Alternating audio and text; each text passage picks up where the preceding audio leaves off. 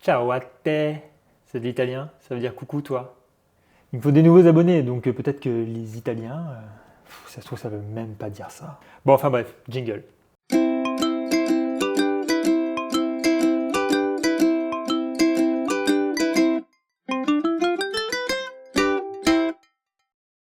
Avant que la vidéo ne commence, je voudrais vous souhaiter déjà une bonne année. J'espère que l'année 2024 a été bonne pour vous et que l'année 2025 sera encore meilleure. J'espère que vous arriverez à réaliser vos rêves et tous vos projets. J'espère qu'elle sera remplie d'amour, de plein de projets différents, qu'ils soient personnels ou professionnels. Sur ce, je vous laisse avec la vidéo.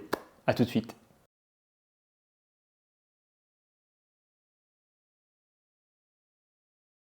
Bonjour à toutes et à tous, bienvenue sur cette nouvelle vidéo. J'espère que vous allez bien, que vous passez un agréable week-end, parce que normalement cette vidéo sort un dimanche, comme d'habitude. Et aujourd'hui on va parler d'un sujet qui touche pas mal de monde dans notre époque moderne, et qui m'a touché moi et qui me touche encore un peu aujourd'hui. On va parler d'éco-anxiété. Alors là, vous vous dites, mais qu'est-ce que c'est? Je vais tout vous expliquer, mais attendez. L'éco-anxiété, c'est un gros sujet et beaucoup de gens ne savent pas trop ce que c'est apparemment. Parce que quand j'en parle avec mes amis ou mes proches, les gens se demandent ce que c'est. Et généralement, on me dit, mais c'est quoi? C'est un truc qui va par rapport avec l'économie? Pas du tout. Mais dans le mot éco-anxiété, il y a le mot anxiété. Donc ça, vous savez ce que c'est. Donc c'est des angoisses. Voilà. Encore un joyeux sujet. Et donc pour m'aider dans ma documentation sur le sujet, j'ai été aidé par une psychologue qui s'appelle Nadège Rafou. Donc je la remercie énormément pour m'avoir permis d'apprendre beaucoup plus de choses sur le sujet. Ce que je voulais faire à la base, c'était l'interviewer, sauf qu'elle ne voulait pas apparaître sur les vidéos YouTube. En revanche, elle voulait bien m'aider sur la réflexion que j'allais avoir sur cette vidéo et sur comment j'allais traiter le sujet et quelles informations elle pouvait me donner. Parce qu'elle est en train de faire une thèse justement sur le sujet de l'éco-anxiété. Et donc je vous mets en lien son site internet si jamais vous voulez prendre rendez-vous. Alors elle est basée en région lyonnaise. Et donc je la remercie énormément pour m'avoir aidé à faire cette vidéo. Mais du coup, on va le faire en plusieurs questions. Et je vais même vous lister un peu toutes les choses, toutes les questions que j'ai pu lui poser. Ça sera un peu une sorte d'exposé. On n'est plus au lycée, Geoffrey. Du coup, il y aura certaines fois des questions que je répondrai et après, ce sera des sujets différents qu'on va pouvoir explorer. Mais d'abord, la toute première question qu'il faut se poser, c'est quoi exactement l'éco-anxiété? Alors, déjà, c'est très complexe parce que c'est un sujet qui est assez récent. L'éco-anxiété, en fait, pour faire simple, c'est une inquiétude qui est associée aux enjeux climatiques et à ses conséquences. Ça, on va dire que c'est une définition du dictionnaire. Donc c'est des angoisses qui sont liées à notre situation qui est qu'on a un dérèglement climatique qui fait qu'on peut être angoissé par ce problème. Et donc comme je le disais, c'est un thème qui est assez récent, au départ dans un contexte assez particulier, autour de vécus liés à des catastrophes naturelles comme des inondations, des tempêtes, la détérioration de l'environnement, du lieu de vie, etc. Et donc depuis quelques années, il y a plusieurs définitions qui ont pu lui être associées. C'est une description de plusieurs sentiments, que ce soit la tristesse, la colère, la culpabilité, liées aux questions climatiques et écologiques. Dans le terme éco-anxiété aussi, il y a évidemment l'anxiété qui entre en jeu. Ça va toucher aussi tout ce qui est lié à l'angoisse ou aux symptômes de l'angoisse. D'ailleurs, qu'elle soit reliée ou pas aux questions climatiques comme la rumination, comme des problèmes de sommeil, l'impact sur les relations sociales, des sentiments d'impuissance, de désespoir, du stress généralisé. Et donc sur le plan de la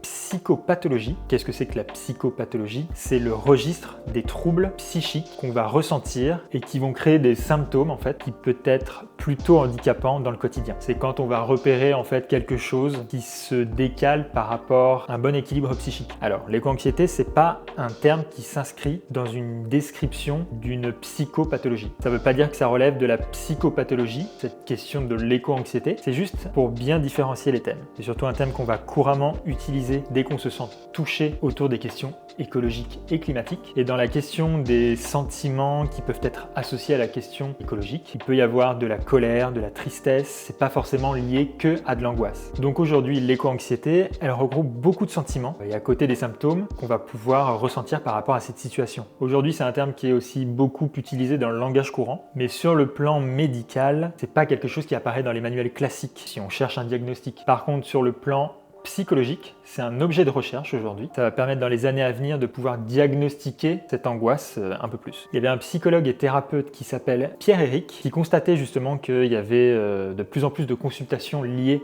à ce sujet-là. Il disait que c'était assez logique parce qu'il est omniprésent dans les médias aujourd'hui, cette question climatique, écologique. Et donc le changement climatique, il réactive notre vieille angoisse de mort. Toujours aussi joyeux, hein, super. Donc les gens prennent conscience que le monde tel qu'on le connaît peut s'arrêter, que les civilisations sont mortelles. Voilà.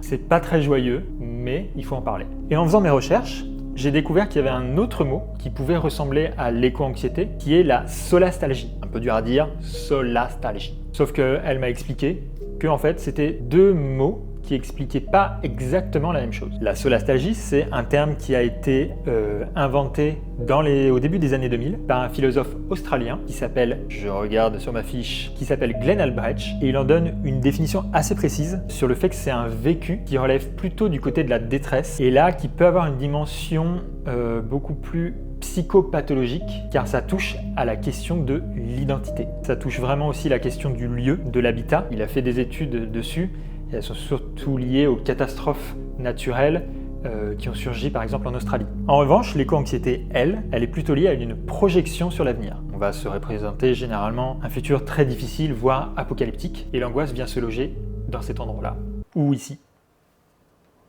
Ouais, c'est le cœur là, ouais, c'est ça. Alors que la solastalgie désigne plutôt un sentiment de détresse et d'angoisse ressentie par certains individus face à des transformations qui sont généralement négatives, subies par l'environnement. Donc on a à peu près deux mots pour parler d'anxiété face à des catastrophes naturelles et par rapport au dérèglement climatique, mais l'éco-anxiété, c'est plutôt quelque chose où en gros on se projette sur l'avenir et on voit que les choses vont mal se passer. Mais du coup, on peut se poser la question, est-ce que l'éco-anxiété, c'est entre l'angoisse et la lucidité? Parce qu'au final, c'est une association qui se fait souvent. Quand on dit de quelqu'un qu'il est éco-anxieux, il y a souvent cette association de dire que quelqu'un est éco-anxieux. Ça relèverait pas de la psychopathologie, c'est parce qu'on est conscient et lucide en fait. Effectivement, on va prendre conscience de l'état de la situation écologique et climatique, avec des perspectives qui sont associées à l'avenir, mais la lucidité n'empêche pas l'angoisse. L'angoisse, c'est pas forcément quelque chose qui est du côté de la pathologie, qu'elle soit mentale ou psychiatrique. Mais c'est quand même un vécu qui est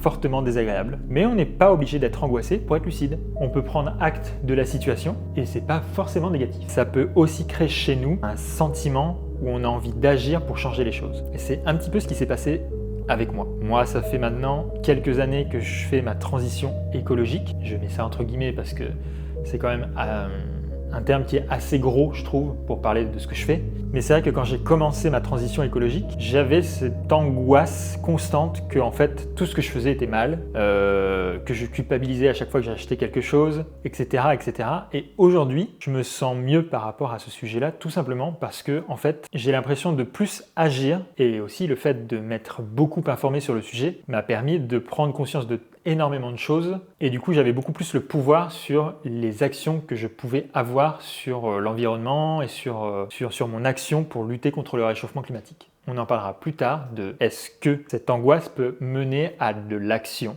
pour lutter contre le réchauffement climatique. D'ailleurs, j'ai remarqué en faisant mes recherches, et d'ailleurs plusieurs psychologues aussi ont fait des recherches dessus, que je fais partie d'une génération qui est beaucoup plus angoissée que les autres, liée justement à ce sujet-là, qu'est l'éco-anxiété et le dérèglement climatique, parce que selon des recherches, on estime qu'environ 85%, c'est énorme, 85% des 15-30 ans se sentent concernés par le changement climatique. C'est beaucoup plus que chez les adultes. Et il y a au final plusieurs raisons à ça. D'abord, ils sont beaucoup plus exposés à la thématique, qui est très présent sur Internet, sur les réseaux sociaux, voire même un peu de plus en plus dans les médias, même si c'est pour ma part pas encore ça. Et ils sont aussi beaucoup plus nombreux à partager leurs craintes et leur mal-être avec leurs amis ou même leurs proches. Cette facilité de transmission de l'information à un grand nombre, elle va favoriser la prise de conscience collective et l'effet de groupe. Les jeunes, ils sont assaillis par un tas d'informations dramatiques auxquelles ils n'ont pas eu le temps de s'habituer graduellement. Du coup, ils le ressentent de manière beaucoup plus violente. Et de plus, les personnes âgées, elles ont déjà fait un petit peu leur vie. Elles ont une famille, un travail, des enfants, et elles sont capables de décontextualiser beaucoup plus facilement ces informations et de se focaliser en fait sur d'autres choses pour éviter de penser à la catastrophe à venir. C'est pour ça que les jeunes sont beaucoup plus concernés par la question du climat que les personnes plus âgées, ou du moins les générations de nos parents ou de nos grands-parents. Après, comme me disait Nadège, c'est vrai que le fait d'être exposé à des informations et surtout la manière dont ça peut être présenté, donc les images qui peuvent être associées à ça, c'est déjà très anxiogène, mais la manière de mettre en perspective, ça joue énormément sur le développement de l'éco-anxiété ou de l'anxiété de manière générale. On le voit très bien, les informations sont très anxiogènes, donc forcément le sujet de l'éco-anxiété revient aussi sur la table. Mais du coup, on peut se poser une autre question, c'est est-ce que cette angoisse, elle est prise en charge comme les autres angoisses qu'on peut avoir dans notre vie quotidienne? Et là, il y a plusieurs manières de travailler autour de ces questions-là. Il y a des psychologues et des thérapeutes qui se sont saisis du sujet et qui ont construit des modalités de prise en charge et qui vont associer en fait une pratique avec cette dimension de l'éco-anxiété. Donc il y a certains professionnels qui peuvent avoir un prisme particulier quand les patients les consultent sur ce sujet. Et Nadège, elle, dans sa pratique et son référentiel de travail par rapport à la psychologie clinique, elle va pas forcément avoir une méthode spécifique de prise en charge pour les personnes éco-anxieuses. Quand on écoute le patient, si on entend l'éco-anxiété uniquement sur le fait que c'est quelque chose qui appartient au patient dans sa structuration psychique et qui ne parle pas autour d'un lien avec la réalité extérieure, alors on va se tromper de diagnostic. C'est pas juste un scénario interne du patient. Il y a bien une composante externe pour parler d'éco-anxiété. Quelqu'un peut venir lui parler de son éco-anxiété, mais si on est sensible à la question climatique et écologique, peut-être que ça fait une résonance avec des points de sensibilité qu'on a à l'intérieur de soi, du fait de sa construction psychique, de son histoire. Et c'est aussi important d'écouter tous ces points pour traiter le sujet. En fonction du degré du mal-être que ça peut générer, d'essayer évidemment d'écouter de quoi ça peut parler d'autres aussi, du côté de l'intime. Donc en fait, certaines personnes peuvent être plus enclins à l'éco-anxiété que d'autres. Si déjà de base tu es quelqu'un d'angoissé, tu seras forcément plus sensible à ce problème lié au climat. Alors que paradoxalement, moi je trouve qu'on est aujourd'hui à une époque où certes il y a de plus en plus de personnes qui sont touchées par cette inquiétude, et pourtant on le voit très bien derrière ces dernières élections, que ce soit les élections européennes ou législatives, que le sujet du climat, il est moins porté, il est moins diffusé, et on voit même sur les partis politiques écologistes qu'ils ont fait beaucoup moins qu'il y a ces dernières années. Donc au final, est-ce qu'il y a vraiment un déclin de l'écologie chez les gens? Selon elle, il y a aussi une inaction dans le champ politique. Et quand je parle de politique, c'est dans le sens où comment on agit du côté du collectif, où on prend des décisions du côté de l'intérêt collectif. Cette inaction, elle ne vient pas du tout aider à se sentir mieux par rapport à cette question d'éco-anxiété. N'est-ce pas Emmanuel Macron? Quand je dis Emmanuel Macron, je parle de lui et de son gouvernement évidemment. Et de toute façon, en disant ça, je m'engage pas trop pour dire qu'on n'y est pas du tout. Il y a un discours avec des injonctions tellement paradoxales. À la fois, il y a l'idée que l'individu doit faire des efforts, mais du côté des institutions, du côté de l'État, du politique, des lois, des industries, il n'y a pas grand-chose qui se passe.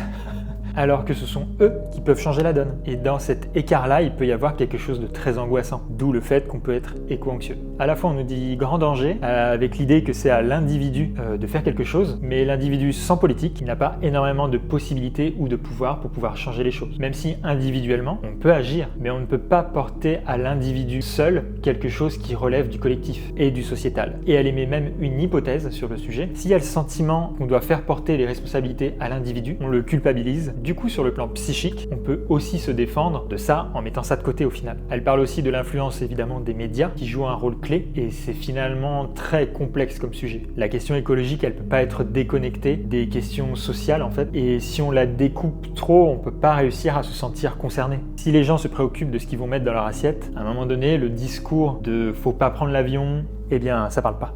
Donc la manière dont on traite les sujets sont très importants. Donc si on découpe tout en petits morceaux et qu'on s'adresse qu'à une partie de la population, lutter contre le dérèglement climatique finalement ne fonctionne pas. Donc l'inaction politique fait que aussi les gens se désintéressent de la question du climat.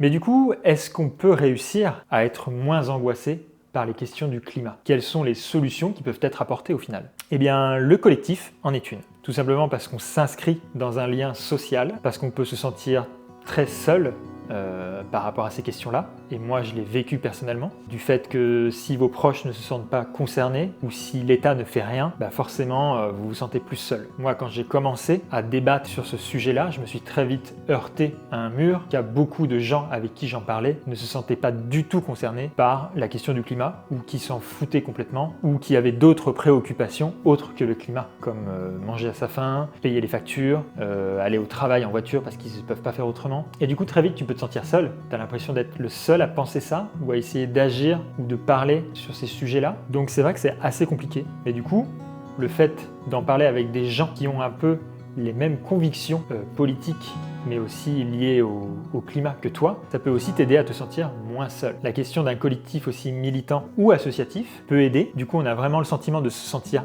acteur d'une situation dans laquelle on peut se sentir très dépassé ou impuissant. Ça peut aussi permettre de s'ancrer dans quelque chose qui va être vertueux pour soi, mais aussi pour les autres. Après, elle m'a bien expliqué que en fonction de comment on est touché, comment on est impacté, ça ne suffit peut-être pas. Mais ça ramène quelque chose d'un peu plus cohérent et qui a du sens. Mais du coup, est-ce que l'éco-anxiété peut être aussi bénéfique pour devenir un moteur d'action chez les individus? Et là, c'est une question un peu piège. Parce que, effectivement, oui, mais non aussi. Je m'explique. Elle me disait qu'il y a un effet d'associer l'éco-anxiété à quelque chose de bénéfique, car ça peut être moteur pour l'action. Il va y avoir l'idée que la personne est angoissée et que ça peut donner quelque chose de positif pour la planète, pour soi, pour les autres, pour la biodiversité, etc. Mais l'angoisse, c'est pas un truc bénéfique. Quand on n'est pas bien, c'est quand même pourri. Donc elle pense qu'on le met un peu trop de côté, cette angoisse, cette chose négative, et limite que ce serait bien d'être éco-anxieux.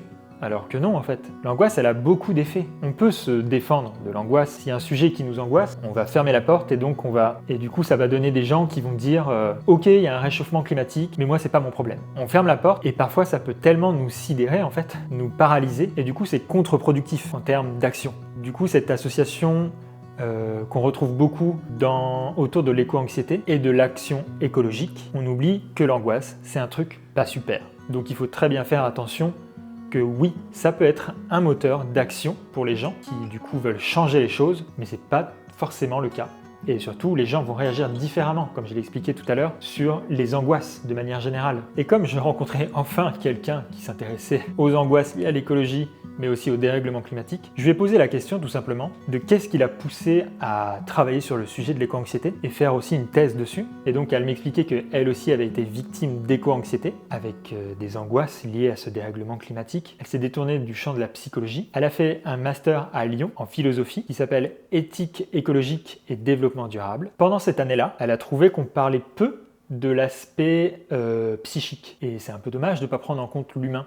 Elle s'est aussi rendue compte que les outils qu'elle avait utilisés généraient de l'angoisse chez les patients. Et en tant que psychologue, ça l'a interpellée. Ce qui l'intéressait aussi, c'était de voir ce qui se passe sur le plan psychique avec les questions climatiques, de voir comment on peut les appréhender. Et c'était aussi de décaler du côté de l'action pour voir ce qu'elle pouvait penser de ce que en fait, les patients sont en train de traverser. Que ce soit sur le plan collectif ou individuel, parce que passer à l'action, c'est un impératif et en même temps, on voit bien à quel point ça touche à des valeurs essentielles dans notre société occidentale et capitaliste, que ce soit en termes de mobilité, de représentation, des libertés. Et donc, c'est pas si simple. On sait ce qu'il faut faire, mais ça amène aussi du renoncement, du sacrifice, alors qu'on est au cœur d'une société dans laquelle c'est l'illimité qui prône et qui est au centre de tout, alors que non, il y a des limites. Donc, est-ce qu'on peut en prendre acte ou pas ? Compliqué. C'est aussi tout cet aspect-là qui sont du côté du psychique, dans sa complexité, qui sont aussi à écouter. Parce qu'on a évidemment plein de contradictions internes. Il y en a qui sont conscientes, d'autres inconscientes, et c'est là où l'angoisse, elle naît. Il y a des choses à l'intérieur de soi qui sont en contradiction, qu'on n'arrive pas bien à entendre. En tout cas, il va falloir l'entendre pour que l'angoisse s'arrête.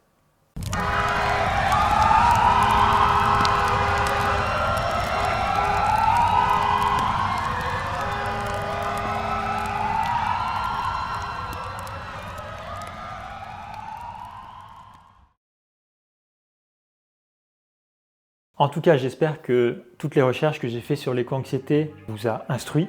Et si jamais vous êtes éco-anxieux, n'hésitez pas à aller voir un psychologue pour vous faire aider. Ou alors en parler avec des gens qui ont la même vision que vous sur les choses. Peut-être que ça pourra vous aider. On le sait aujourd'hui, la santé mentale est devenue de plus en plus importante dans notre société. Et donc c'est bien de se faire aider de temps en temps. Moi, je suis jamais allé voir un psychologue pour ce sujet parce que je pense avoir réussi, entre guillemets, ou du moins avoir trouvé les réponses que j'avais besoin pour diminuer cette anxiété que j'avais par rapport au dérèglement climatique. Moi, ça a surtout été de me renseigner sur ces sujets-là, sur le sujet du dérèglement, sur le sujet de l'écologie et sur aussi partager mes connaissances à des gens qui, eux, n'ont pas toutes ces connaissances-là et qui peuvent être angoissés justement par rapport à ces sujets. C'est aussi pour ça que j'ai créé cette chaîne YouTube. C'est aussi pour vous informer sur mes recherches liées à ma transition écologique. Peut-être que ça peut vous aider, peut-être pas, mais au moins j'espère que ça peut informer les gens parce que je trouve que les médias ne parlent pas assez précisément du dérèglement climatique et de la destruction du vivant. YouTube, je pense, c'est la plateforme idéale pour les personnes qui essayent de chercher des informations sur le sujet. Après, vous pouvez lire évidemment des livres. Moi, je sais que j'ai lu quelques ouvrages depuis ces dernières années qui parlent pas spécialement de l'éco-anxiété, mais du climat de manière générale. Par exemple, L'énergie du déni de Vincent Mignereau, qui est pas mal. Cet auteur, il s'interroge sur la propension de l'humanité à se raconter des histoires et à s'illusionner sur des capacités à orienter sur tout le cours du destin selon son intérêt véritable. Alors dit comme ça, j'ai l'air d'être un super littéraire, j'ai juste lu ce qu'il y avait écrit derrière. Il y a évidemment un livre que je vous conseille absolument, c'est plutôt une BD, c'est celle-ci, qui s'appelle Le Monde sans fin, qui est écrit par Jean Covici et Blin. Jean Covici que plus de personnes connaissent parce que c'est un ingénieur et qui a créé Carbone 4, et Blin qui est un illustrateur.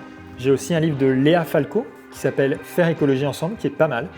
Et ça parle évidemment des changements considérables qu'on va devoir adopter si on veut faire écologie ensemble. Et en ce moment, je suis en train de lire ce livre de Camille Etienne qui s'appelle Pour un soulèvement écologique. Donc, vous pouvez vous renseigner aussi auprès de livres, de rapports, comme le rapport du GIEC, des interviews d'experts du climat, etc. Il y a énormément aujourd'hui de choses où vous pouvez vous renseigner, et moi je sais que c'est ce qui m'a beaucoup aidé, d'être renseigné, pour être beaucoup plus armé, pour savoir ce que je dois faire en fait, pour essayer d'agir. J'ai dû dire 600 fois le mot dérèglement climatique et éco-anxiété. Mais c'est le sujet. Donc j'espère que cette vidéo vous aura plu. N'hésitez pas à liker la vidéo et à vous abonner surtout. Sur ce, je vous dis à bientôt, bon dimanche et à une prochaine vidéo. Ciao!